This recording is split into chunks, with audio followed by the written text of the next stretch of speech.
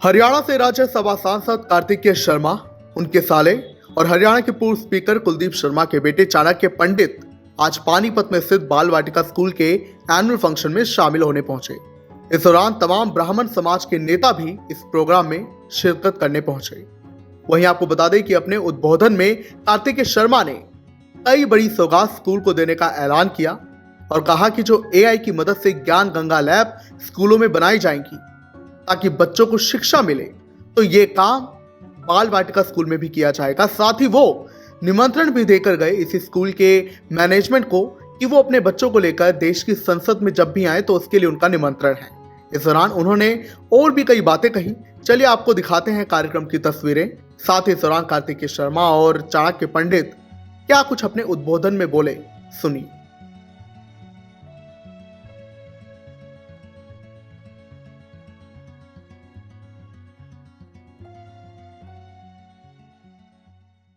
बच्चे यहाँ पर हैं और जो एनुअल डे का समारोह हम मना रहे हैं, मैं उनको एक संदेश देना चाहता हूँ। संदेश ये है कि हमारा हरियाणा, हमारा भारत दोनों बदल रहा है। एक समय था जब हर बच्चे को सिर्फ सरकारी नौकरी चाहिए होती थी या हर बच्चा सिर्फ डॉक्टर इंजीनियर बनना चाहता था, पर समय की वास्तविकताओं को देखते हुए हमें समझना पड़ेगा कि हर बच्चे को सरकारी नौकरी नहीं मिल सकती, हर बच्चा डॉक्टर इंजीनियर नहीं बन सकता। लेकिन फिर भी हर बच्चे को नौकरी का अधिकार होना चाहिए, अपना भविष्य बनाने का अधिकार होना चाहिए और एक ऐसी परिस्थिति बनाने की व्यवस्था केंद्र सरकार और राज्य सरकार दोनों कर रही है। जब माननीय प्रधानमंत्री जी कहते हैं कि 2047 तक भारत को एक विकसित राष्ट्र के तौर पर हम स्थापित करना चाहते हैं, तो उसका मायने क्या है? उसका मायना ये है कि जब तक पानीपत विकसित नहीं बनेगा, हरियाणा विकसित नहीं बनेगा, भारत विकसित नहीं बन सकता है। तो उसकी आधारशिला सबसे पहले यहाँ से रखी जाएगी, विजयनगर से रखी जाएगी, जहाँ से आज ये कार्यक्रम शुरू हो रहा है।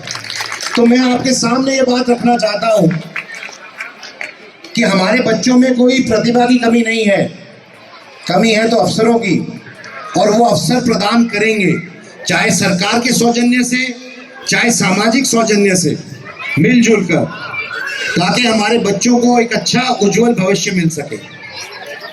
जब हमारे बच्चे पढ़ते हैं, लिखते हैं, आगे बढ़ते हैं, नाम करते हैं, तो उसके पीछे की पूरी व्यवस्था, उनके टीचर्स, स्कूल का प्रबंधन, माता पिता, जो पूरा परिवार है, वो लगता है एक बच्चे को, एक पौधे को बढ़ाने में, बड़ा करने में।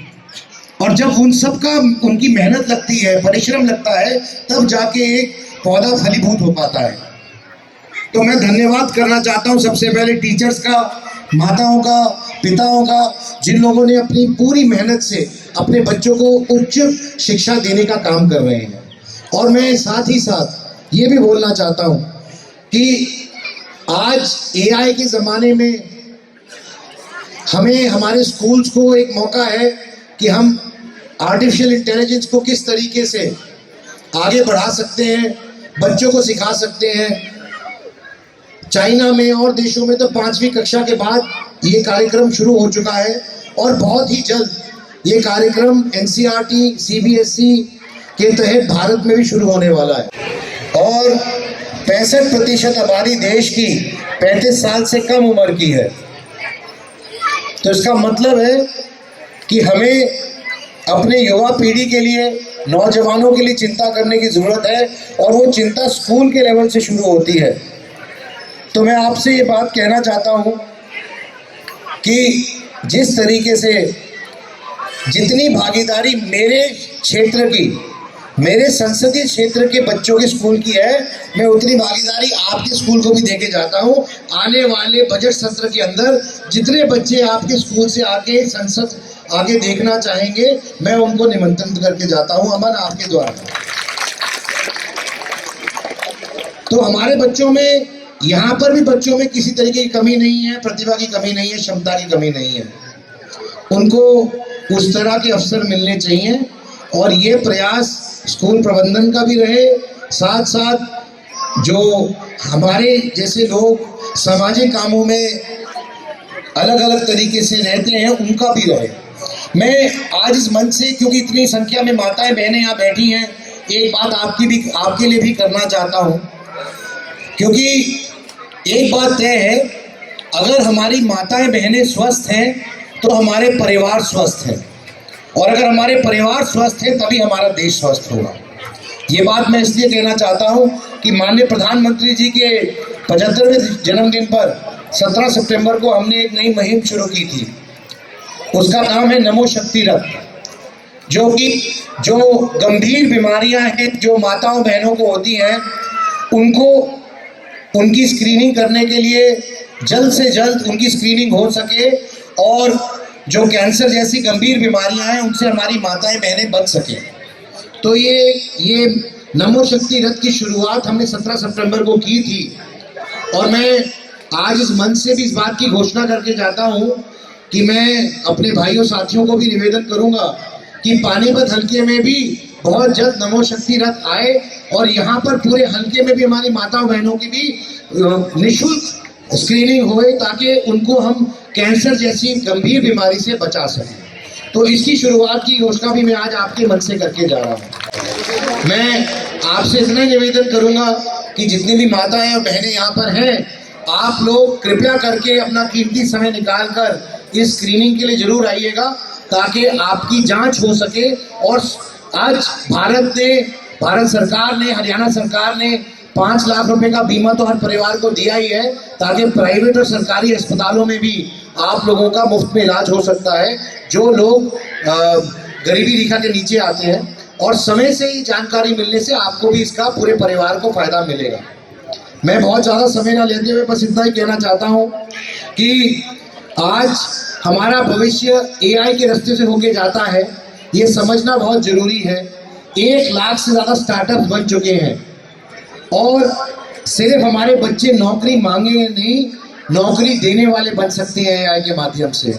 इसलिए इसको समझना और सही समय पर उसका सदुपयोग करना, ये हम सबकी जिम्मेवारी बनती है, और हम जितना भी इसके लिए प्रयासरत रहे वे कम है।